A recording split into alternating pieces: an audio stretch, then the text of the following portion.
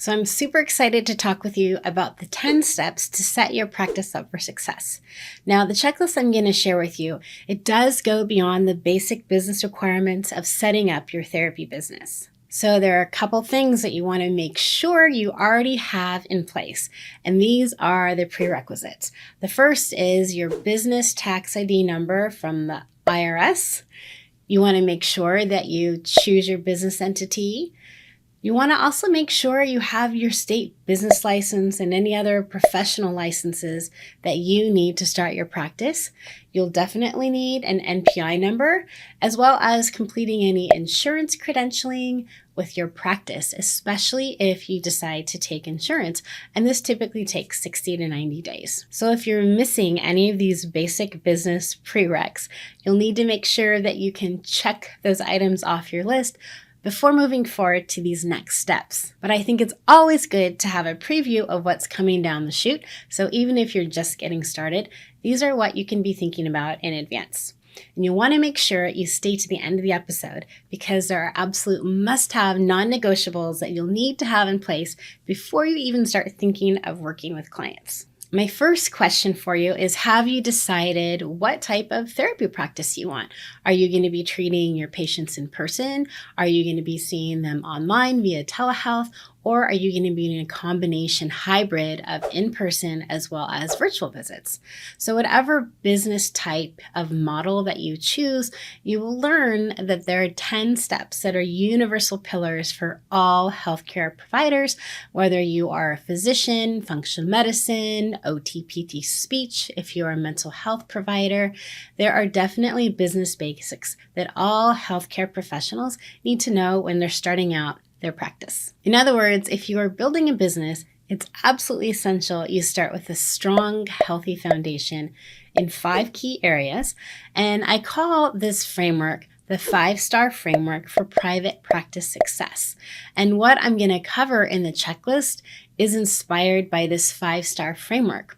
It's what has taken my business from the trunk of my car, driving around 100 miles a day, to a 7-figure business.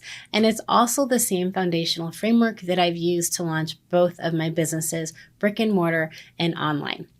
You can think of this 5-star framework as, I like to think of it as 5-star service in terms of if you use the framework, it'll really help you provide the highest quality of excellence and services for your patients. You can also think of it as 5 points to a star. And here are the 5 points to the star framework.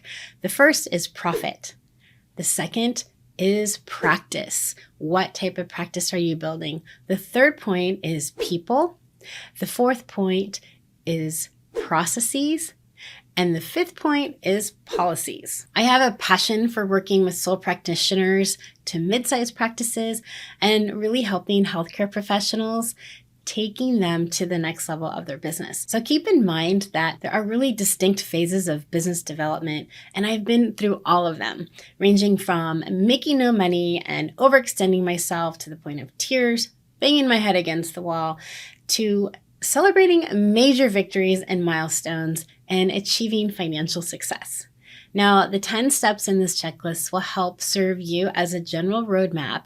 But remember, Rome was not built in a day. In other words, it takes time to build great things. So be sure to be patient with yourself, show yourself some grace, and learn from your mistakes and just keep going on. I love to talk about business, entrepreneurship, but I also don't want to get too carried away. So like a well-trained occupational therapist, I'm going to break it down for you in smaller amounts of information. So let's dive into the first few steps of starting a successful practice. But keep in mind, if you've already started, it never hurts to circle back and think about these questions because your business may be evolving and morphing over time. And it would really be beneficial for you to go back, see how far you've come, and to update any initial goals or plans that you first set out to do. Step 1 is to identify your mission and the big vision for your practice. So what is the vision for your business? What do you imagine it could look like after a year? How about 3 years? How about your 5-year anniversary? Do you have a mission statement? why does your company exist and what do you do? So you want to make sure that you have a really clear vision of what you want your company to be. So for example, I'll use my own clinic, Stepping Stones Therapy Network, to illustrate. And here's the reason we exist. We provide pediatric occupational therapy services in person and via telehealth. We also partner with local private schools on the east side, providing consultation for teachers and therapy services for students on campus. This is our mission. We believe in providing children with the stepping stones to reach new developmental skills, self-confidence, and everyday success. It is our mission to provide compassionate, creative, and collaborative care to the children and the families that we serve. So that's an example of how you could illustrate and talk about your vision and your mission in just a few sentences. You should be able to tell somebody what your company is about within the time span of going on an elevator from one floor to the next. It's called an elevator speech. Step 2 is to create a profit plan for your business. What is your financial goal? In other words, how much money do you want to make? Remember, profit comes first, and you need to be willing to invest money to make money and then reinvest it back into the business. So if you remember, I started my first business out of the trunk of my car with one bag of toys and no office, and I do have a little story to tell. So as a kid, I literally had a piggy bank with 3 different compartments labeled save, spend, and share. Spending was always easy. Saving was tougher, and sharing really depended upon what the money would be going towards. It was a really concrete way to manage money. And this was pretty much the extent of my financial literacy. I do remember that when I was 8 or 9, I really wanted a Cabbage Patch doll. I don't know if you remember those, if you were born in the 80s or 70s, but I did have a financial goal as a kid. And I thought, how am I going to get that money? In other words, what is my profit plan? So as a kid, my profit plan was a combination of working hard, doing extra chores, and saving every penny until I had enough money to buy my bald, beautiful Cabbage Patch Kid. So in other words, having a financial goal and having a profit plan laid out, it really helped me to achieve my goal as a kid. And the same principles apply when it comes to planning out your financial goals and how you're going to get there for your business. And believe me, I can totally relate to bootstrapping a business, building a company from the ground up with nothing but personal savings, hard work, and also some excellent business training. So the most money I've ever spent on anything for myself was hiring a business coach and investing in dozens of business courses and trainings. And I can say it was a worthwhile investment because it really had helped advance my business from a mobile office to having 2 profitable and successful businesses. And it didn't happen overnight, but it was definitely well worth the investment in time and money. So the big lesson learned is to take the money you've made, invest it back into the business, invest in yourself in business training and coaching, and it'll really help you and it'll help prevent making any costly mistakes in the future. By using the 5-star framework, my practice continues to thrive, and I have the peace of mind that I am able to provide for my employees and also my family too. Step 3 is to pick your people. So I don't know about you, but do you have any memories of school of having to pick teams in PE? Well, if you weren't the team captain, it could be rather stressful. But now, as a CEO and owner of your business, you are your team's captain, and it's up to you to pick the best players to help you win big in your company. My question for you is, when it comes to you as the founder and the CEO of your company, who do you want on your team to help you fulfill your company's vision? Will you be the only team member as a sole practitioner, or do you plan to hire employees? For example, it's kind of like whenever I'm watching my daughter's softball teams, I always love to hear their team chant as they huddle together.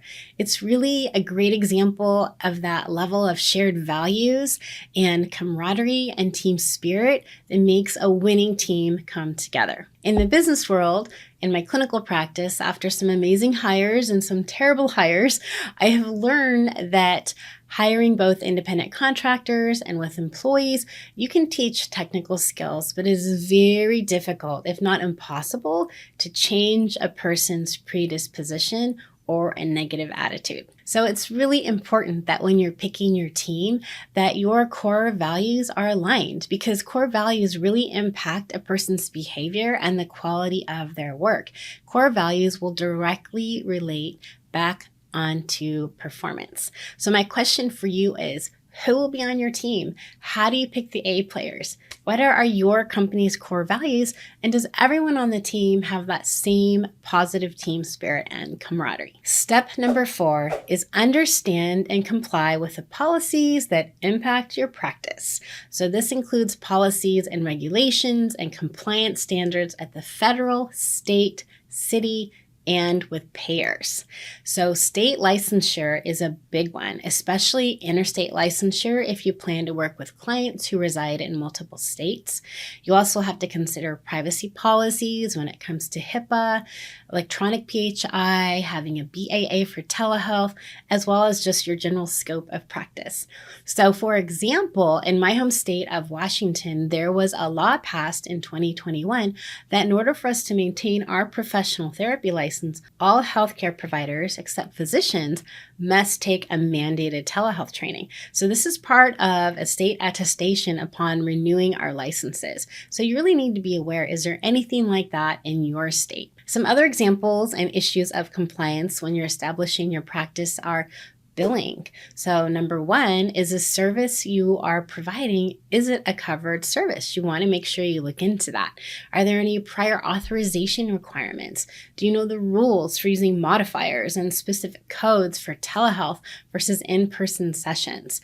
These are all things that my T-School course covers to help people navigate all the different policies that change so rapidly. Now keep in mind that even though it might be easier, you really can't just depend on your billers for coding, because you are the clinician. You are the one making the determination of the type of services that you are providing and which codes are the most appropriate. So it really is based upon you as a clinic owner and leader to make sure you're keeping appraised of all of those policies and compliance issues. Step number 5 is protect yourself and your practice. So when I mean protect yourself, I'm talking about insurance. There's all kinds of insurance out there. There's liability insurance, professional insurance, general liability insurance, and cyber liability insurance. So depending on how your practice is set up, it's really going to determine what type of extra safeguard and liability insurance you need for your business. You'll also want to consider employer liability when it comes to state, city, any internal employee policies, agreements you have between the company and your employees or your independent contractors. And so creating an employee handbook, the details really do matter. Step number 6 is to provide the appropriate tech setup and the software. This is a huge part in the efficiency of your practice. So even if you're not technical, it's super important that you know what your practice needs to run smoothly and efficiently, as well as practice management. So you want to think about, do you already have an EMR system in place? Do you know which software platforms are HIPAA compliant? There are a lot of cost-friendly platforms out there, and there are 3 different types of EMR systems, really depending upon what your practice needs. So if you're interested, there's also another video that you can check out to help you decide what EMR system is best for your practice. I'll put it in the description. Step number 7 is to create a marketing plan. So first off, are you aware of the proper terminology you should be using to market your services? Do you know the difference between telemedicine versus telehealth? Do you know what professions have adopted telepractice versus teletherapy? Well, if you're not sure, you are in luck, because I did create a video for you on my YouTube channel to really help explain and clarify all the telehealth terminology, because it really is important when it comes to how you market your practice, how you market to current clients, and especially if you're adding a new service such as telemedicine. You want to think about how you attract your new clients, in person, online, or both, and who are your referral sources. I'll give you a little warning that if you are new to marketing, online marketing is a beast, and anyone who tells you that marketing is simple, it is not. But if your initial gut reaction to the word marketing or sales is ew, It's my challenge for you to help you look at marketing in a new light that doesn't feel slimy or pushy, but that really works for your practice in attracting your ideal clients and the patients who will be the best match for your gifts, your talents, and your services. So ultimately, when marketing is done right, it's a win-win for both provider and for patients. Step 8 is to follow a process for onboarding and training your staff. Have you ever started a job where you felt like you were getting thrown into the deep end of the pool? I know I've had several first days where I felt like I was drowning, and I know we've all been there. So an example, a therapist reached out to me recently, and she was transitioning from working in an adult setting into a school system, and the school system had just started telehealth, but she had no prior training in pediatrics or telehealth.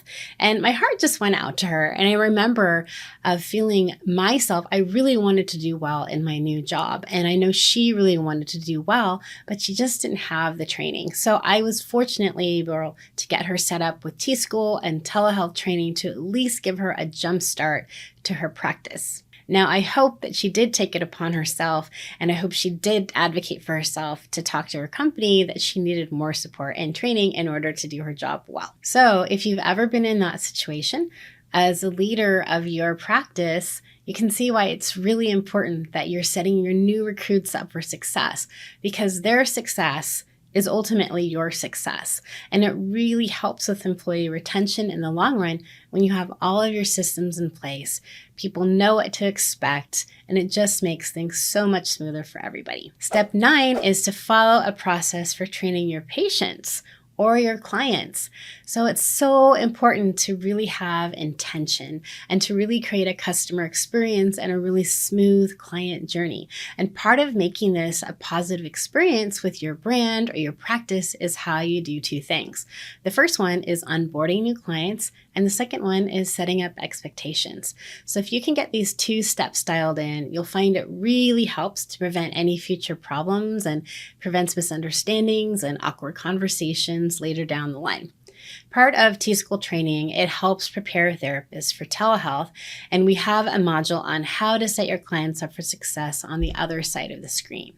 For example, one of my T-School students, she's an occupational therapist, she shared that she sent a prospective client for her practice the Setup for Success checklist. And this is what she got as part of T-School.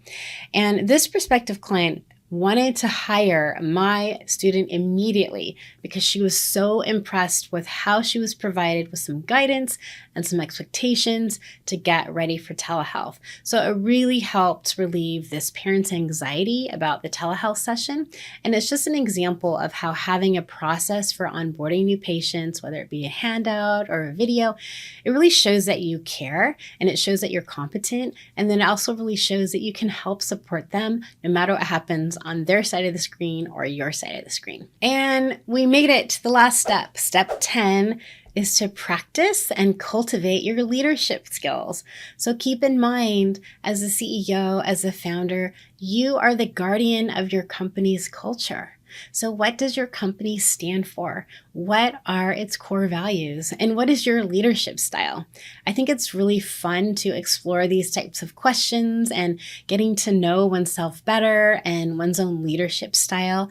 And this is all included as part of my private practice training course. And I think it's so important that we not only get to know what the needs of our clients are, but for us as leaders, how can we cultivate our leadership skills and how can we really cultivate and empower a positive culture in our businesses? So there you have it. Those are the 10 steps for setting your private practice up for success. If you're interested in more resources for your private practice, and if you want to make sure that you get your checklist, I will leave the link for you in the description. And if you found this helpful, definitely pay it forward by sharing it with a friend. I just want to close with sharing that one of the biggest lessons that I've learned since starting my practice over a decade ago is that entrepreneurship is not a sprint. It's a marathon. So make sure that you never run alone. And I'm here to be your coach. I want to be able to help you jump over those hurdles, get around those obstacles, and really to be able to cheer you on towards your potential and your business success. Let's do a quick recap of the checklist. Step 1 is start with a business plan. Step 2, create a profit plan. Step 3, pick your people and your team. Step 4, understand and comply with policies that impact your practice. Step 5 is protect yourself and your business. Step 6 is provide the appropriate tech setup and software. Step 7 is create a marketing plan. Step 8 is to follow a process for training your staff. Step 9 is to follow a process for training your patients. And step 10 is to practice and cultivate your leadership skills.